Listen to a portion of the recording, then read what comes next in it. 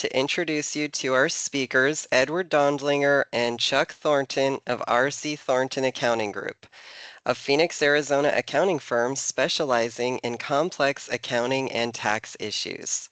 Our firm's mission is to help clients achieve financial success. That means saving on taxes too. Today we will be discussing the One Big Beautiful Bill. Welcome, Edward and Chuck. I will turn the presentation over to you. Hi, Kit. Chuck, I heard during the campaign the one big beautiful bill, let's call it the triple B from now on. We talked about the House version of this bill back in May, and now it is final. Our friends and clients might like some information on how this affects them. There is a lot of stuff in this triple B. How would you like to tackle this? Well, Ed, thanks for the introduction. By the way, and Kit too. Uh, a lot of our clients say these things seem to be too long, and this seems to be the appetite is about 15 minutes on these things. This is a presentation that we could go for 3 hours on, and there's a lot of stuff in here for everyone. So we're going to try something different. We're going to have very illustratively called part one and part two. So part one is going to be more individual. It'll include some business stuff, and part two will be more business, but it'll include some individual stuff because sometimes they're inseparable. So this today is part one. Okay, but even with part one and part two, there is a lot of information. How do we help listeners with limited time in finding what they need and want to hear? Well, I thought you'd never ask, and Kit is the one who figured this out for us. It turns out that our videos are on the website, but they also are on the YouTube. And YouTube has a feature where you can have a table of contents of the different topics that you have in your presentation. And let's say that you're not interested in item A, B, or C, but you're interested in item D, you can click that and it'll take you right to the spot in the video. Then you might say, well, I'm interested in B and E after all. You can click those and go right to the spot. Now, Kit's going to go and edit this. So thanks again, Kit, to make sure that that works for us. And I think it's going to be pretty slick. I think it'll let people zero in on the topics they're interested in, and they may not have to listen to all this if it's not of importance to them. Chuck, great idea. For anyone listening, let us know if this approach is efficient for them. Just send me an email at ed@rcthornton.com. Again, ed@rcthornton.com, and tell me what you think. So let's get started, Chuck. Okay, well, look, let's talk about some individual things. And to put this in perspective, is as we all remember, Trump was president sometime back 2017, and he's president again. And in 2017, he caused a tax bill to be passed, and we'll just call that Trump 2017. There's all sorts of technical terms for these laws, but let's just call it the Trump 2017 and Trump now current are the two laws that we have. Now you need to understand a little bit how the Trump 2017 worked. A lot of times when they pass these bills, they have to do what's called a budget reconciliation, and they only can go out so many years. And that Trump 2017 bill was only good through 2025 because of budget reconciliation things. So here we are in 2025. Any changes that happened in 2017, this was going to be it for the year. And then after that, everything's going to revert back to 2016 laws, and we're going to revert back in 2026. So depending on how you want to look at this, you could say, hey, there was tax reductions, there was a preservation of tax deductions, but you'll hear me flipping back and forth sometimes saying, well, this was a Trump 2017 and it survived or it didn't survive. So let's take a look at the individuals. There was a reduction in tax brackets for taxpayers, and in general, all across the board, they reduced tax brackets 2 to maybe 3%. So it was reported that someone who was in the range of maybe $60,000, $70,000 a year might be saving $2,000, $3,000 in taxes. And so I don't know if people notice it in their paychecks, they may have forgotten, but we've all been kind of riding along on reduced tax brackets. And after this year, 2026, had this law not gone through and change it, everything was going to revert back to those higher brackets. I'm just going to give you two examples because I don't want to be reading numbers out to people. But for instance, um, for the 22% tax bracket that is surviving now, the original tax bracket was 25. So it's going to go back to 25%. There's a 3-point difference right there. In 2026, these people that were in that 25% bracket in 2017, we're going to go back to it. They're going to say 3%. One other example, someone who is in a 39.6 bracket, now they're in the 37. So they went to the 37 in Trump 2017, and now that's going to survive, but their brackets were going to go about 3%. So I won't say all of them were 3%, but they're kind in that 3% range. So that's a big savings for everybody to not have to go back to the old rates. Standard deductions. There's a little bit of history on this, but back in 2017, there was a push to get rid of itemized deductions. And in fact, indeed, I read some statistics, only about 8% of people who've paid file tax returns even itemize anymore. A lot of us probably on this video probably don't even itemize anymore because it's been so generous to go to the standard deduction. Part of that helped reduce the audit issues on itemized deductions. And also too, it was an attempt not to reward certain people for, well, you bought a home, you have interest. Well, okay, and then taxes. So they changed this and they basically doubled it. Now that standard deduction was scheduled in 2026 to go way back down. Remember, they doubled it. So now it was going to go down by 1/2. And so that got salvaged too.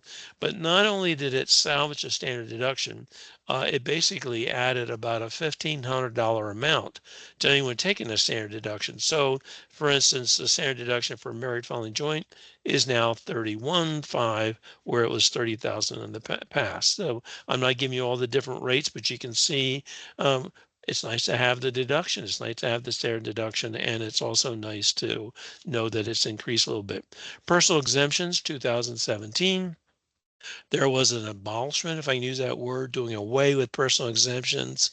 If you had 8 kids, you probably weren't too happy with this. If you had 2 or 3, it probably didn't make a lot of difference on your taxes. But those were scheduled to come back. Again, keep on coming back. If that budget reconciliation stayed in place, then the new tax bill, if it didn't pass, was going to go back to pre-2017. So they still have continued doing away with the personal exemptions. Now, don't be so distressed for people listening to this because there's other things that are pretty good about this anyhow that kind of makes up for that. One, for instance, is your personal exemptions in the past did increase this thing called alt min tax, and we'll talk about that a little bit later on.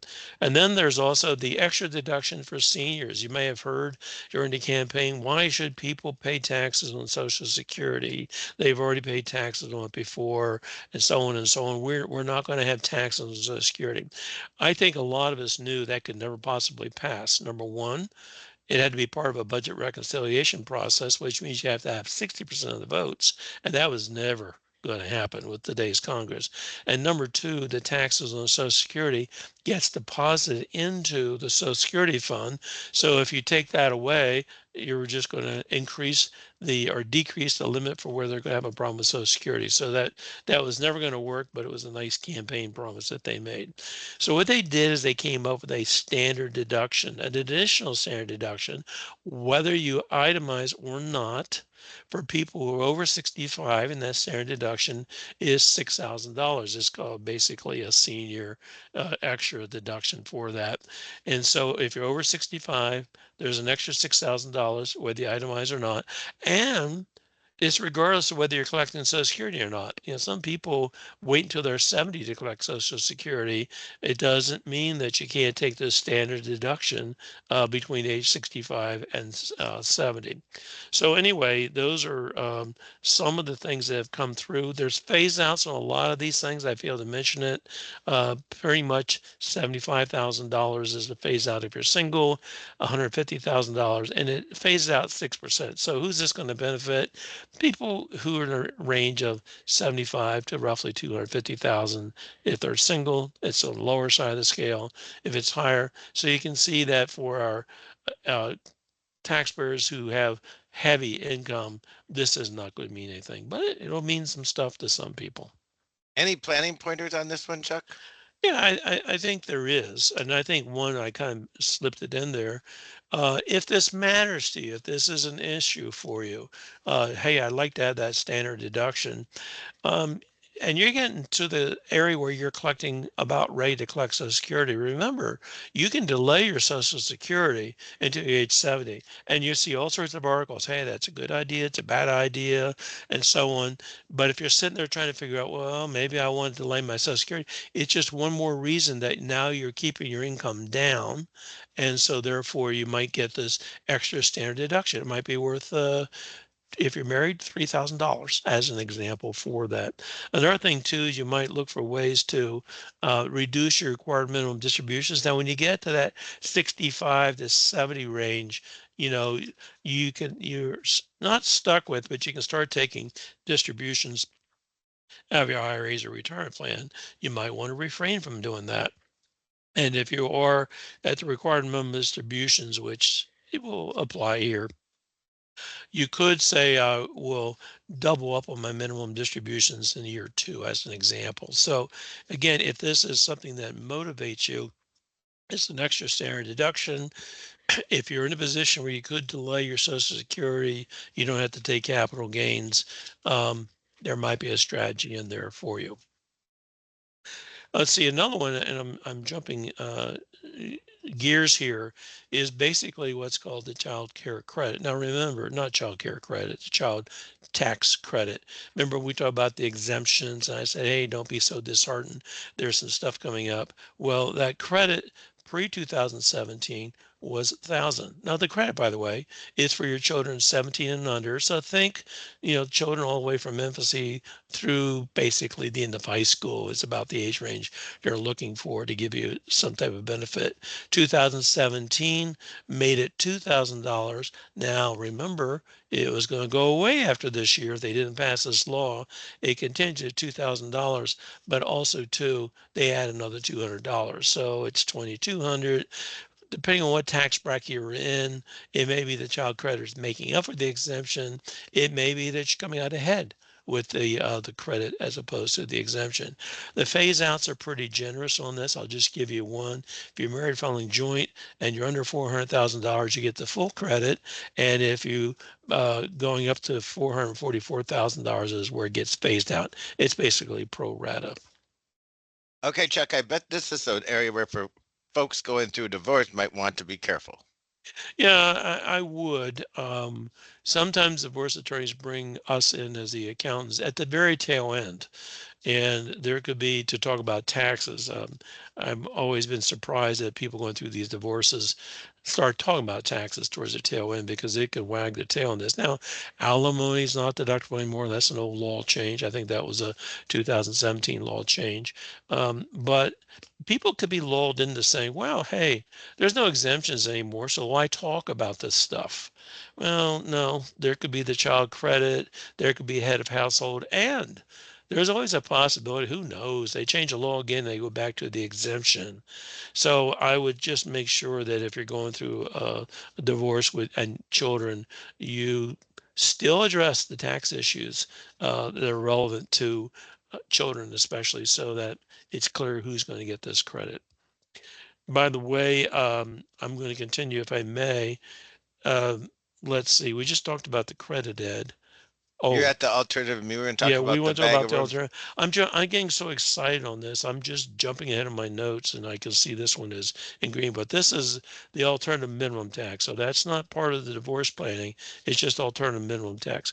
The what the alternative minimum tax was, and I remember when it first came out, it was a way of saying, "Hey, you did so good in your tax planning. You had lots of state taxes, deductions, you had this and that, and they made you add things back in." And they say, "Well, if that alternative minimum taxable income is higher, we want you to pay additional tax on top of it."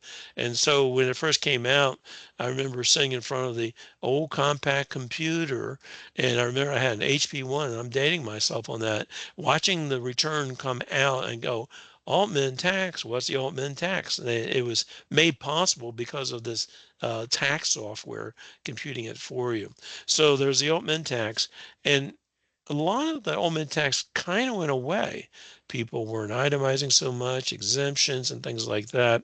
The state taxes that used to be able to deduct were were preferences that create the Altman tax, and also too the miscellaneous itemized deductions. So the impact of this Altman tax went away. It's a bag of worms now. There's so many different things that have changed, and I'll refer back to this as I get into some of the changes. The Altman tax that's still here may be more alive and well than it was actually between 2017 and even before. So, what's this mean for people doing planning? A lot of accountants use last year's tax software to do tax calculations for the current year. And if the law hasn't changed very much, that might be an okay way to go. But this area, this augment tax is a can of worms.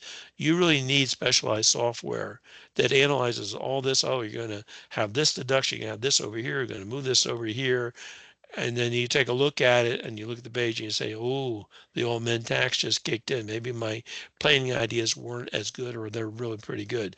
So encourage anyone who's doing planning, just ask your CPA, what kind of software are you using for planning this year?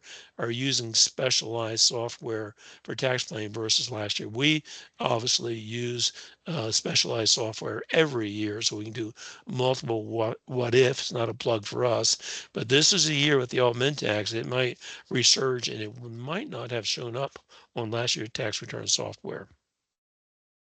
Yep. Okay, let's talk about the qualified residence interest deductions. Back before 2017, there was the $1 million limit on loans. There was grandfathering if you had bought your homes before that. I won't get into that. There was also a $100,000 home equity line.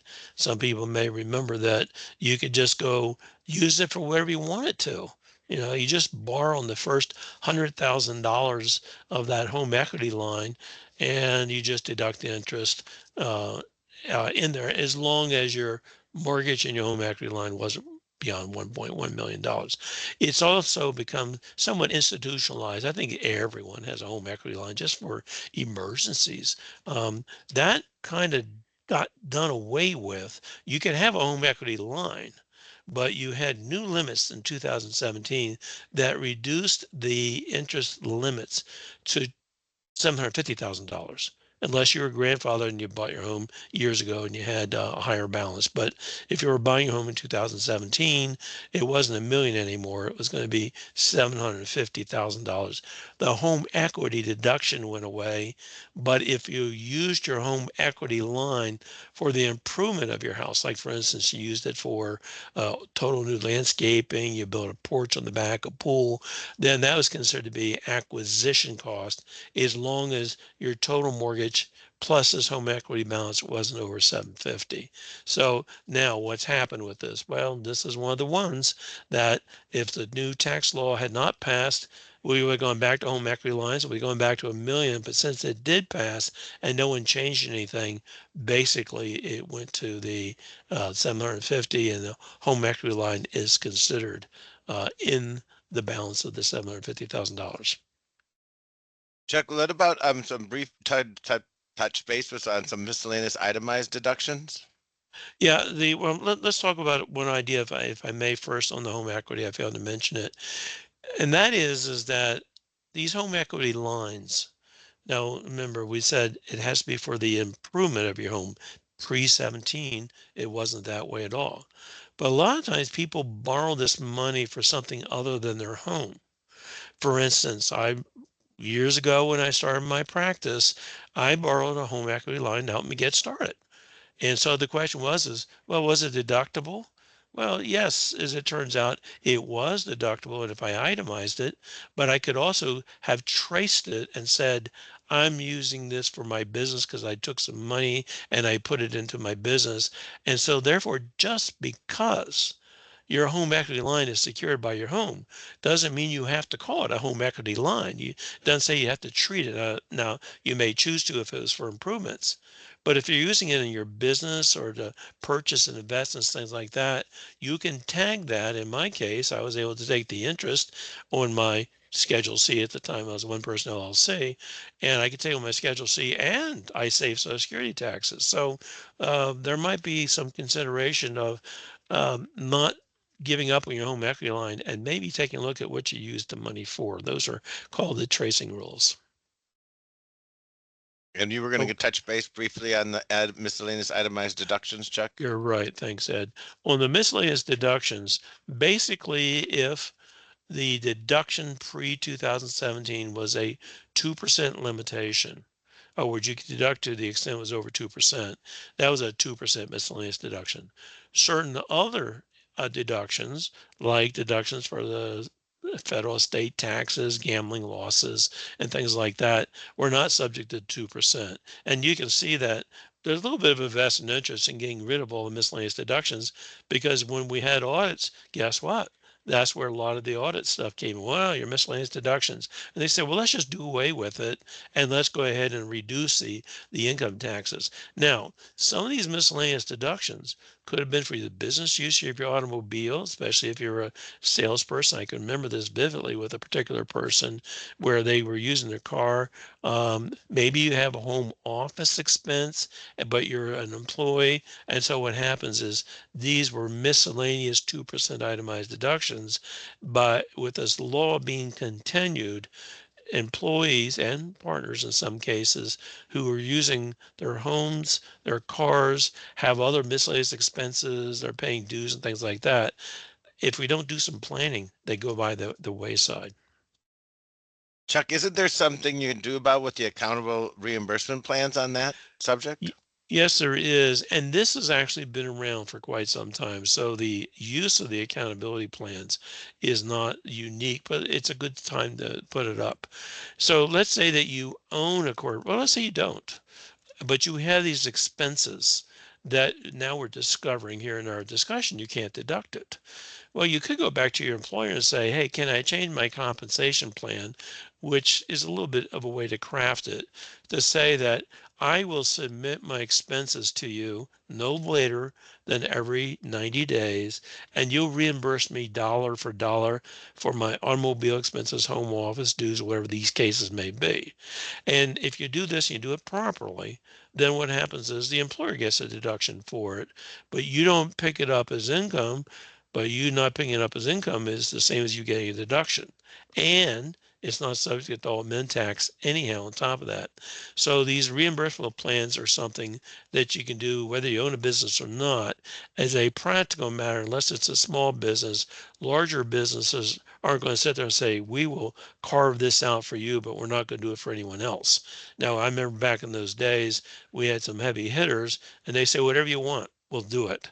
So if you can negotiate it, that's fine. Now, if you own the business, it's a different story because you can negotiate this with yourself. You want to have this documented and you can provide for the accountability plan. And then what happens is you have to go through the discipline of reimbursing yourself no less than every 90 days for the expenses.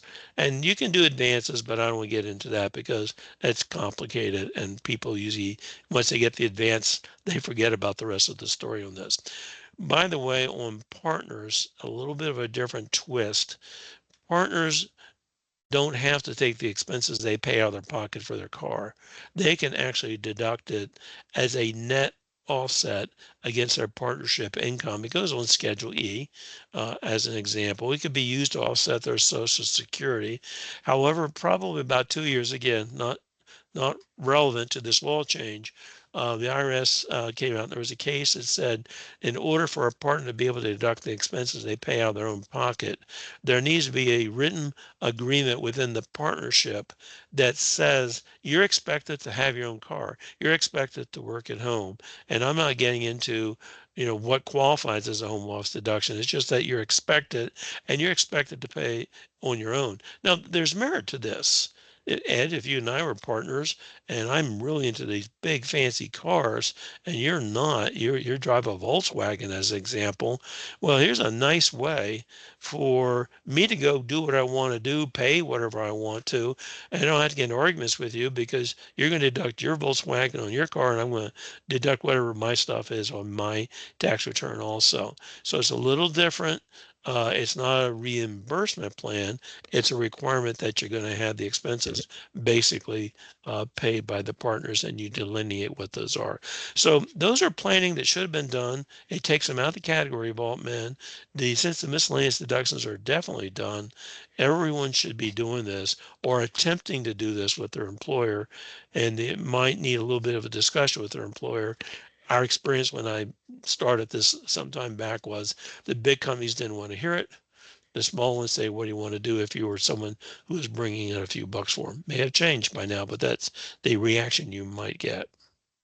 Any other comments on itemized deductions, Chuck? Yeah, here's something that's kind of small is there's been a nibbling away of itemized deductions. I used to have what was called a P's limitation. P's, I think, was the senator. Roth IRAs was named after a senator named Roth. P's, I think, was a senator also. And they started having a phase out. That was done away with. But basically, the new law does not do away with itemized deductions. It just puts a cap on what the value is. And the cap is basically 35%. So if your tax bracket happens to go over 35%, then there's going to be a side computation that you're only going to get a limit of 35%. That could be 2 or 3 points for a few people. Chuck, since Okay. the salt limitation discussion is a big discussion, I think that affects a lot of our clients with the PT and all those subjects. And I know we're running a little long here. Let's go into some of those issues with the salt limitation before we wrap up. Okay, now if you ever see me get excited talking about taxes, this is one of them because I thought this was going away. In fact, if you listen to our previous presentation, the House version of this was going to do damage to this SALT limitations and also some strategies that you had. And I said, hey, you might want to start looking at your estimated payments. And I really thought the Senate was going to say, yeah, we like that idea. Let's mess you up on this. So what is the SALT limitations? It just stands for state and local taxes, and it seems to be an acronym for it. And back in 2017, Trump was the guy who said, let's not let people take deductions for all their state taxes, property taxes, local taxes, income taxes, more than $10,000. Places from California, people in New York, oh, you're discriminating against us. You're trying to get back at us, because we can't do that. We're in a high income type state. And it passed, it went through. And so we were busy, not we, but everybody was busy trying to come up with ways to get around this. And so a lot of states jump on this bandwagon. They said, well, why don't we allow you, if you own pass-through entities, partnerships, or corporations, why don't we allow you to make an election at the corporation level to say, well, for this time around, the entity will be subject to the state taxes with the result that you don't have to pick it up as income. It's like a business deduction. You don't have to pick it up at the shareholder level. And Arizona was one of them, California, and all these places that were putting their heart into this thing did this. And so we went around, I'm sure a lot of other accounts went around saying, hey, let's make this election. Let's have the taxes paid at the entity level for our service corporations. Oh, this really made a big thing because their property taxes alone, the doctors probably were more than the 10,000. They weren't getting anything for the state deduction. And so they came up with what is referred in the business as a workaround. how to work around this. And the question was, well, is it going to really work? Well, the IRS came out with the revenue procedure and said, yeah, it's okay, you can do it. So, boy, that's interesting. And so we've been taking deductions for these state taxes at the corporate or entity levels as much as possible. So now let's go back to what this law says. The law says that, well, we're going to allow you to do a SALT limitation of $40,000. Okay, not $10,000, which means your property taxes, oh, some of your state income taxes, and you might be lulled into thinking, hmm, maybe I don't need to mess around with that pass-through entity tax. And we were cautioning, the House version said you can't do it anymore, but you can. That's the good news. You can still do it. So it's just mathematics. Is that, should you do the pass-through entity tax when you know that you could absorb some of it as itemized? I would say, as a general rule, you should take it as a pass-through entity tax. Why? Well, even if you did get it as an itemized deductions, I'll turn a minimum tax on it. So see where they're letting you take higher state taxes means they're you're reversing the issue of the alt min tax. And there are some studies done on this too. I was reading this about this is one of the reasons why alt min tax kind of went down between 2017 and now, because people weren't getting deduction for the things that were causing the alt-min tax. So now it could be coming back on this. So I would encourage, I can probably come up with no reason why, if you had been a candidate for the pass-through tax, why you wouldn't do it, even if you have room in that $40,000 deduction. Now, by the way, that $40,000 deduction, though, is this year, and it goes all the way to 2000, I think it's 28.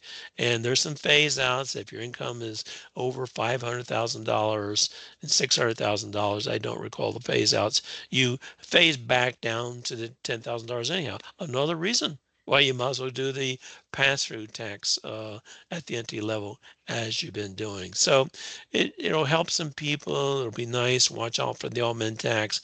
But even this law itself has a sunset provision that brings it back down to $10,000. There's a lot of politics in this, a lot of negotiations. They're always working at the budget, and they figured it would appease people at least for a couple of years before they brought it down to back to the $10,000 limit.